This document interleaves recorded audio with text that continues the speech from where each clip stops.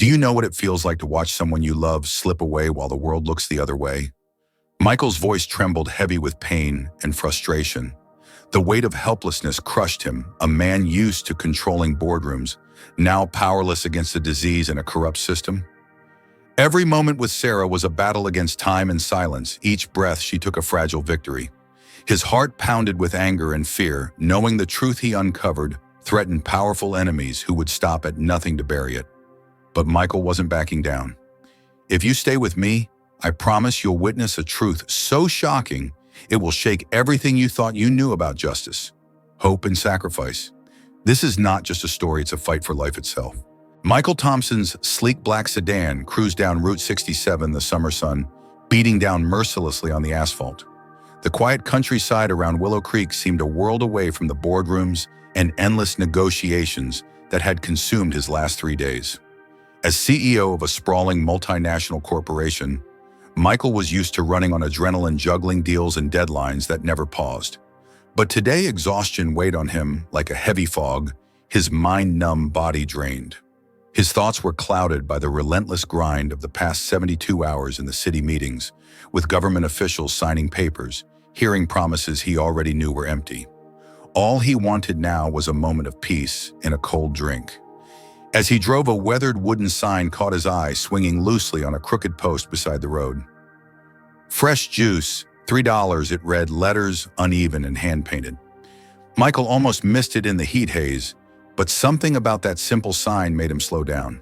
He pulled over onto the dusty shoulder and stepped out into the burning heat. A small boy no older than 8 stood barefoot next to a rickety stand made from scavenged wood. His face was smudged with dirt, but his eyes held a steady, fearless look. Behind the boy sat an elderly woman, fragile and worn, gazing off down the road, as if waiting for something that might never come. 7 plastic bottles of juice lined up carefully on a makeshift shelf glistened like treasures in the harsh sunlight. The boy stepped forward, holding out a chilled bottle of orange cashew juice with both hands. His voice was calm and clear. "It's cold, sir. Just $3. Michael smiled, a tight, hesitant smile. $3, he repeated, eyeing the bottle as if it were an unfamiliar investment. The boy didn't answer. He just extended the bottle steady and proud. Michael took the juice and raised it to his lips. The cold liquid was fresh and pure, the flavor simple but vibrant. With every sip, an unexpected wave of something stirred inside him, a flicker of memory, a distant echo of a life he'd left behind. "Are you here alone?" Michael asked softly. The boy nodded toward the woman. "That's my grandma. My mom's in the hospital." Michael's heart clenched. "What's wrong with your mom?" The boy shrugged his brow, furrowing slightly. "They say it's something with her blood. They need tests, but the tests cost too much. I'm trying to save money." The honesty in the boy's words hit Michael harder than any boardroom blow. There were no tears, no desperate pleas, just the quiet dignity of a child fighting for his family's survival. For a moment, the noise of his corporate world faded into nothingness. "How many juices do you sell a day?" Michael asked, crouching to meet the boy's gaze. "Sometimes 3, sometimes none."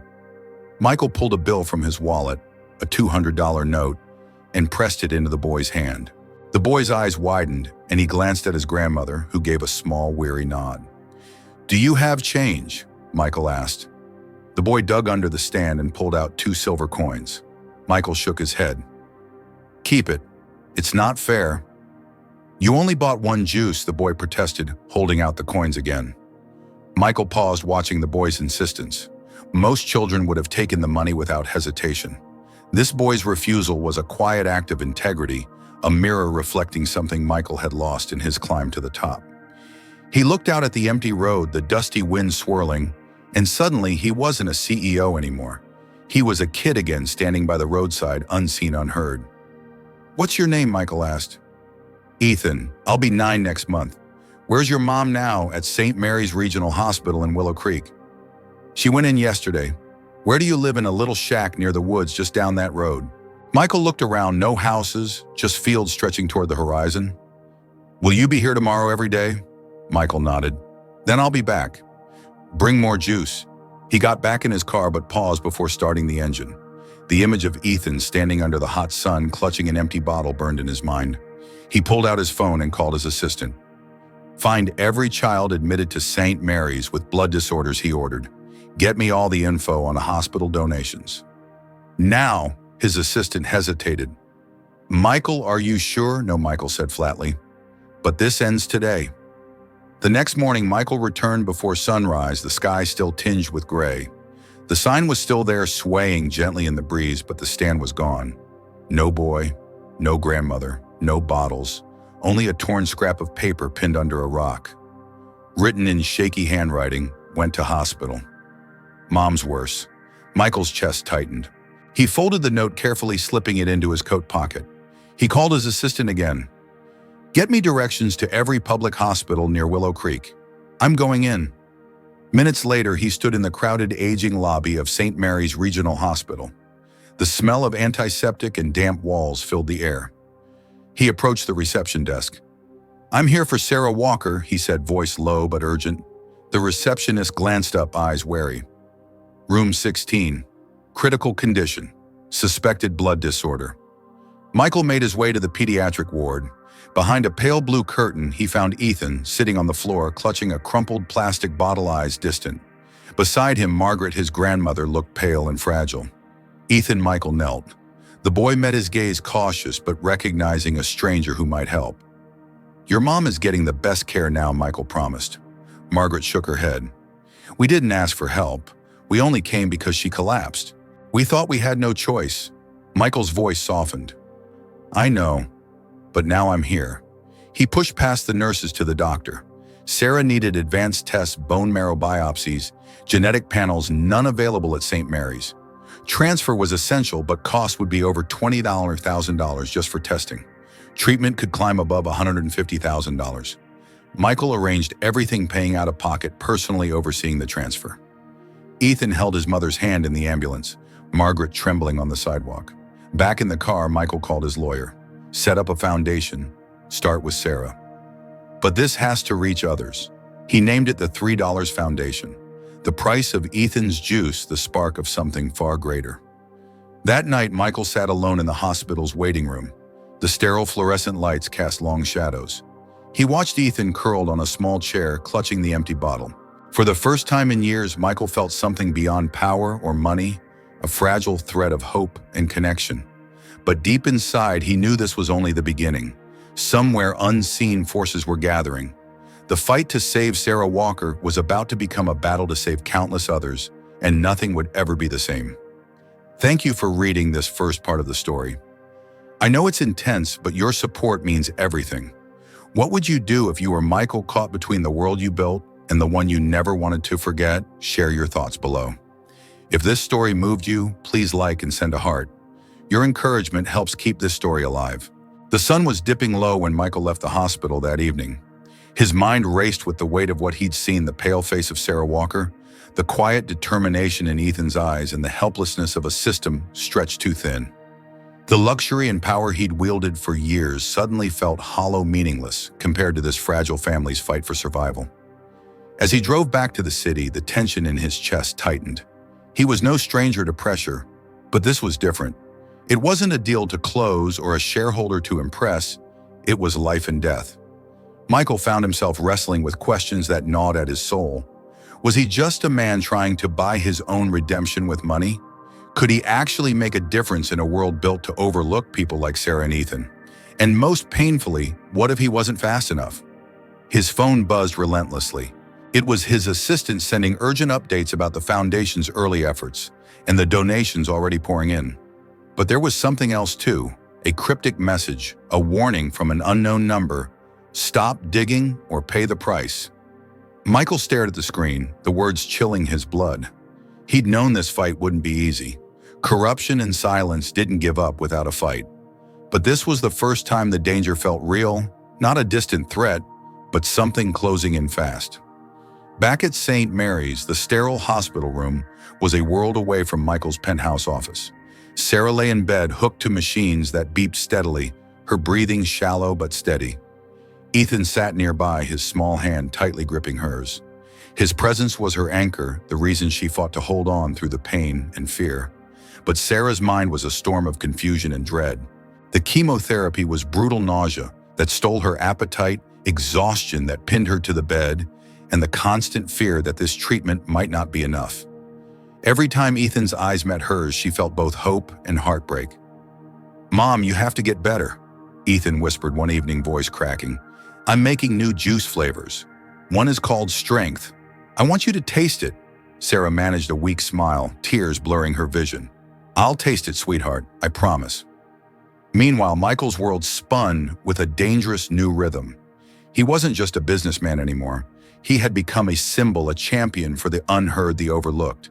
His foundation was gaining momentum, but so was the pushback.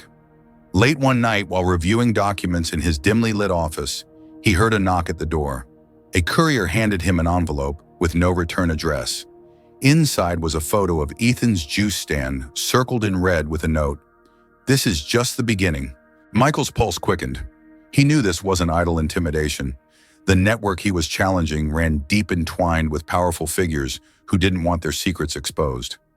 His lawyer called soon after, voice tense. "Michael, we've uncovered links between Sarah's case and a large transportation scandal involving state officials. Some of the contracts were renewed suspiciously after the initial complaints were filed. If we expose this, it could shake the whole system." Michael leaned back, hands clenched. The truth was heavier than he'd imagined. His fight wasn't just to save Sarah or even to support Ethan. It was to tear down a system that thrived on silence and injustice. Days bled into nights as Michael balanced hospital visits, legal battles, and a growing media storm. The press labeled him a hero, but behind the headlines, the attacks intensified. One afternoon, as he stood with Ethan and Margaret by the juice stand, now rebuilt with donations and community support, a sleek black SUV pulled up. Two men stepped out, faces unreadable, and watched the stand for several long minutes without buying a thing. Margaret shivered and whispered to Michael, "They're here." Michael's jaw tightened. He stepped into the middle of the road, facing the men with calm defiance. "Can I help you?" he asked. The taller man smiled coldly. "We're just observing. You're making powerful enemies." Without another word, they returned to their vehicle and sped off. That night, Michael barely slept. His mind circled with the weight of responsibility, the growing danger to those he cared about. He thought of Sarah, frail and fighting for every breath, and Ethan, brave beyond his years. He knew he had to protect them, not just physically, but emotionally. The next morning at the hospital, he sat quietly beside Sarah's bed, holding her hand. Ethan played quietly nearby, building a small fortress of toys. "Michael," Sarah whispered, her voice barely audible. "Why are you doing all this for us? You don't even know us." Michael smiled softly, voice steady but raw. "Because I see you, and I remember what it's like to be invisible. I was once a boy who needed someone to stop and listen. Now I want to be that someone." Sarah's eyes welled with tears. "But the risks," he squeezed her hand. "Some risks are worth taking. Because if we don't stand up now, who will?" As the chemotherapy progressed, Sarah's condition fluctuated. Some days she seemed to rally, others she slipped closer to the edge. Every setback tightened the knot in Michael's chest. At the foundation office, Michael received another anonymous tip, evidence of bribery and cover-ups, linking high-ranking officials to the very companies implicated in the scandal. The paper trail was long and dangerous. The weight of the truth threatened to crush him, but it also steeled his resolve. This was no longer just about one family. It was about justice. One evening, Michael was interrupted by a late-night call. A frantic voice warned that the foundation's offices had been broken into, files, stolen computers wiped clean. The message was clear: they were fighting back, and they were getting desperate. Michael felt the gravity settle over him. This was no longer a game of business or politics. It was a war. He looked over to Ethan, who was asleep in the next room, clutching a small bottle of juice he'd made. The boy's bravery was a light in the darkness, a reminder that the fight wasn't just for survival, but for hope. As part 2 closes, the tension is higher than ever. Michael stands at a crossroads. How far is he willing to go? How much will he risk to save a family and expose the truth? I hope this part kept you on the edge of your seat. I'm sorry for the pause in the story, but I want to give you a moment to breathe and think.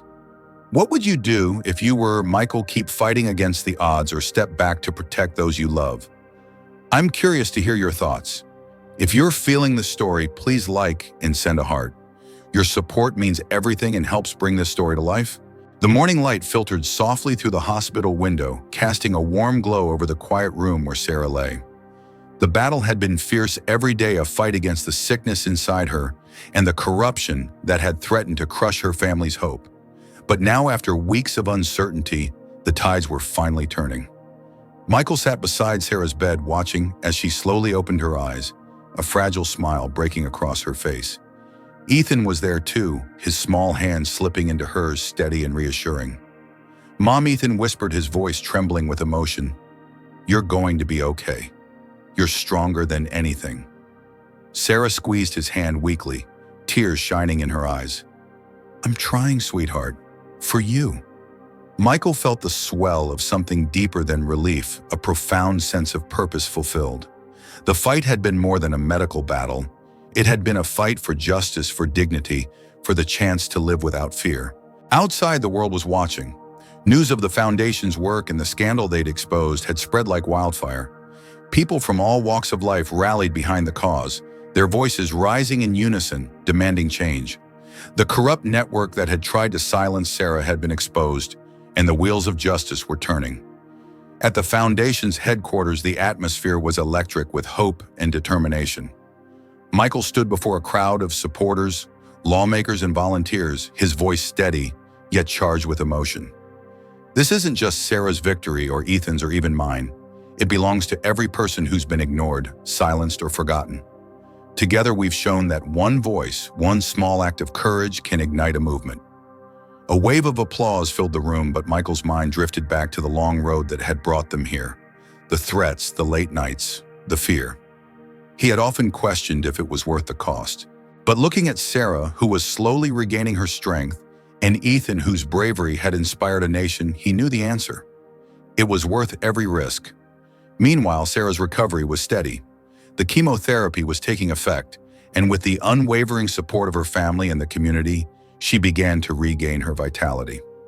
One afternoon, as Michael, Sarah, and Ethan shared a quiet moment in the hospital garden, Ethan handed his mother a small bottle of juice. He had made a new flavor he called Hope. Sarah took a sip, savoring the sweetness, and smiled through tears. "This tastes like the future," she said softly. Ethan beamed. "Because it's made for you."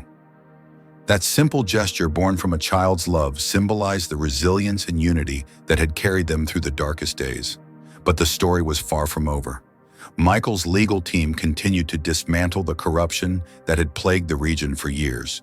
High-profile arrests followed, and the government instituted sweeping reforms to protect vulnerable communities and ensure transparency in public contracts.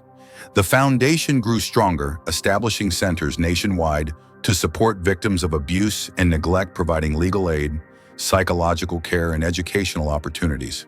Sarah's story became a beacon of hope, reminding the world that courage and compassion could overcome even the most entrenched injustice. One evening, as the sun set over the city skyline, Michael sat with Sarah and Ethan in their new home, a modest but warm space near the hospital. The house was a symbol of new beginnings, a sanctuary built with love and perseverance. Sarah rested her head on Michael's shoulder, her voice calm but resolute. "Thank you for not giving up on me, on us." Michael smiled gently. "You never gave up on yourself. I just helped hold the light when things got dark." Ethan, sitting cross-legged on the floor, looked up with wide eyes. "Are we really going to keep helping other families like ours?" Michael nodded. "Absolutely. This is just the beginning. Together, we're changing lives, one story, one voice, one cup of juice at a time." The next day, a ceremony was held at the hospital to inaugurate the Ethan Walker Center for Community Care, a state-of-the-art facility dedicated to supporting families facing health crises and social injustice. Friends, volunteers, and community leaders gathered to celebrate their shared triumph over adversity, a testament to the power of unity and hope. Michael gave a heartfelt speech. "This center is more than bricks and mortar. It's a promise that no one will face their darkest battles alone. That courage, kindness, and truth will always light the way." Tears filled Sarah's eyes as Ethan released a cluster of colorful balloons into the sky, each one carrying a message of hope and resilience. In the weeks that followed, Michael continued his tireless work, pushing for nationwide policies, inspired by the Foundation's model laws, protecting whistleblowers, funding for critical health care in underserved areas, and reforms to ensure accountability. He faced opposition threats and moments of doubt, but the support of Sarah Ethan and a growing community kept him grounded. One quiet evening, as he reviewed new legislation proposals, Michael received a message from Ethan, a simple drawing of their juice stand surrounded by smiling faces and the words, "Keep going. We believe in you." That drawing became a reminder that every small act mattered, that the journey toward justice was ongoing, and that hope like their juice could be sweet and sustaining.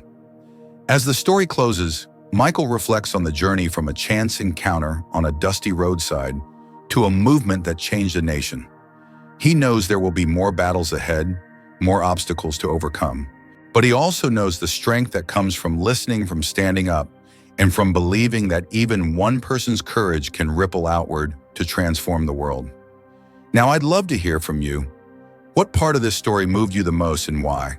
If you were in Michael's shoes, what would be your biggest fear or challenge? Please share your thoughts in the comments below.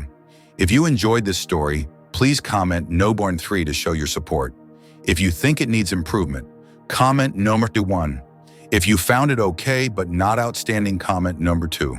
Also, please let me know which country you're watching from. Don't forget to like, send hearts, and share this video with your friends and family. Your support helps bring more stories like this to life. Thank you for being part of this journey.